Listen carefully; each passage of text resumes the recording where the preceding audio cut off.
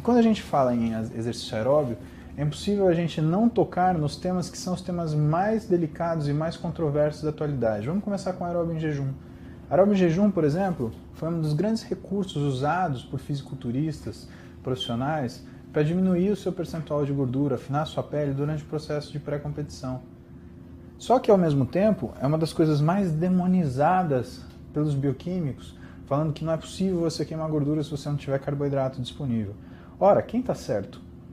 Todos estão certos. O treinador que fala para você que o exercício aeróbio ele não vai ser bem realizado em jejum, ele tem razão.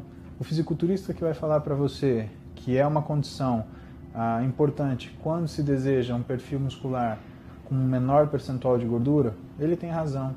O bioquímico, o farmacêutico que falar para você que não é possível se queimar gordura de forma eficiente sem a presença de carboidratos, também tem razão. O que acontece então? Acontece que essas pessoas elas não estão se falando nos mesmos termos. O exercício aeróbio em jejum, ele é uma forma de estímulo metabólico, ele é um kick metabólico, ele faz com que você melhore sua capacidade de oxidação de gorduras. Isso é uma coisa já razoavelmente conhecida, porque em 2010, que são os estudos mais recentes que a gente tem, já conseguiram detectar um aumento da sensibilidade à insulina a partir do exercício aeróbio em jejum e um aumento na função daqueles transportadores de glicose independente de insulina que nós chamamos de GLUT4. O que traz dúvida para essa equação toda é que, na realidade, em 2011, um pesquisador chamado Pauli, ele não detectou diferenças entre o exercício aeróbico em jejum ou o exercício aeróbico feito sem esse jejum. Só que ele teve a maturidade acadêmica de falar que, no grupo que foi estudado, ele não detectou essas alterações. Isso é muito importante. Quando você fala de artigo científico, você fala primeiro de metodologia. E a metodologia, ela é algo que é passível da honestidade do pesquisador. Nesse sentido, Pauli foi muito honesto. Ele deixou muito claro que, para a população que foi estudada, de indivíduos estudados, a alteração esperada, ela não existiu.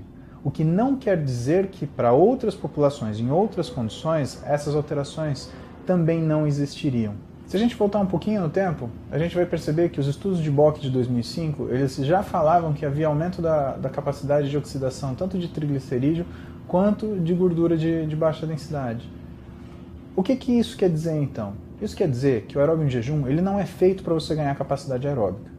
Ele é realizado para você ter algum tipo de atividade que force o seu organismo a criar adaptações em situações de privação de energia. Que adaptações são essas? São adaptações que são eficientes, como, por exemplo, o aumento do número de mitocôndrias e da capacidade enzimática. Isso quer dizer que o aeróbio em jejum é quase como se fosse uma pré-condição, ou não de forma obrigatória, mas uma forma em que nós, profissionais, poderíamos atuar de forma consciente, amplificando os efeitos do exercício aeróbico comum, em termos tanto de adaptação quanto na eficiência de queima de gordura.